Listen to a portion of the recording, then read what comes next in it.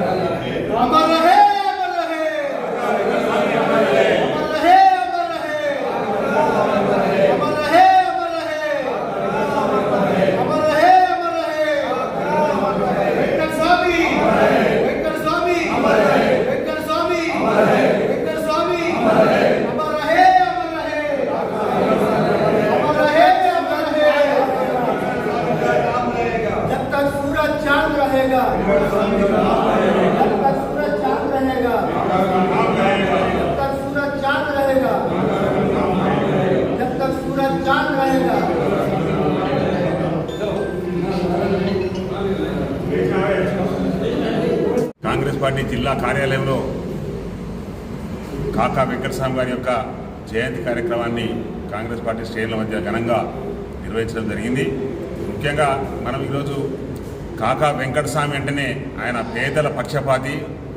ఈరోజు వరకు కూడా సికింద్రాబాద్లో చాలా వరకు గుడిసెలు వేయించి పేదలకు ఇల్లు నిర్మించినటువంటి వ్యక్తి ఎవరైనా ఉన్నారు అంటే ఆయన కాకా వెంకటస్వామి కాబట్టి ఆయనకు గుడిసెల వెంకటస్వామి పేరు కూడా రావడం జరిగింది. అదేవిధంగా కార్మిక శాఖ మంత్రిగా భారతదేశంలో పనిచేసి ఎన్నో ఫ్యాక్టరీలు నెలకొల్పినటువంటి వ్యక్తి ఎవరైనా ఉన్నారు అంటే అది కాకా వెంకటస్వామి గారు. అదేవిధంగా ఈరోజు సిగరెట్లు కూడా ప్రతి ఒక్కరికి పెన్షన్ కానీ, ఇంటి సౌలత్ కానీ, మిగిలిన సౌలత్ కార్యక్రమాలన్నీ చేసినటువంటి వ్యక్తి ఎవరైనా ఉన్నారు అంటే కాకా వెంకటస్వామి. ముఖ్యంగా ఏంటంటే ఆ రోజుల్లో కార్మికులను పట్టించుకునే పాపాన పోయేవారు కాదు. రెండో తరగతి వ్యక్తిగా ఆ రోజు కార్మికులను చూసినట్టయితే కాకా వెంకటస్వామి గారు కార్మికులందరినీ దగ్గర తీసుకొని కార్మిక శాఖ మంత్రిగా వారందరికీ గృహ సదుపాయాలు, అదేవిధంగా పెన్షన్ సదుపాయాలు కల్పించిందని కూడా ఈ సందర్భంగా తెలియజేస్తా ఉన్నాను. ఈ దేశంలో ప్రధానమంత్రి స్థాయి ఉన్నటువంటి వ్యక్తి ఎవరంటే కాకా వెంకటస్వామి గారు. కొద్ది స్వల్ప దీంతో ఆయన రాష్ట్రపతి పదవిని ఆ రోజులో కోల్పోవడం జరిగింది.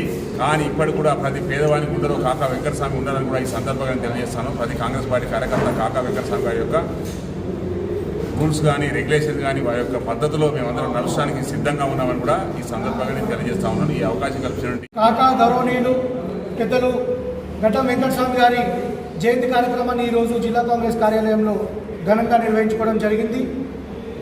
ఈ దేశంలో మొట్టమొదటిగా జాతీయ గుడిసెల సంఘాన్ని స్థాపించి నిరుపేద బడుగు బలహీన వర్గాలకు ఒక సొంత ఇల్లు ప్రణాళికను సిద్ధం చేసినటువంటి ఒక మహనీయుడు పెద్దలు వెంకటస్వామి గారు.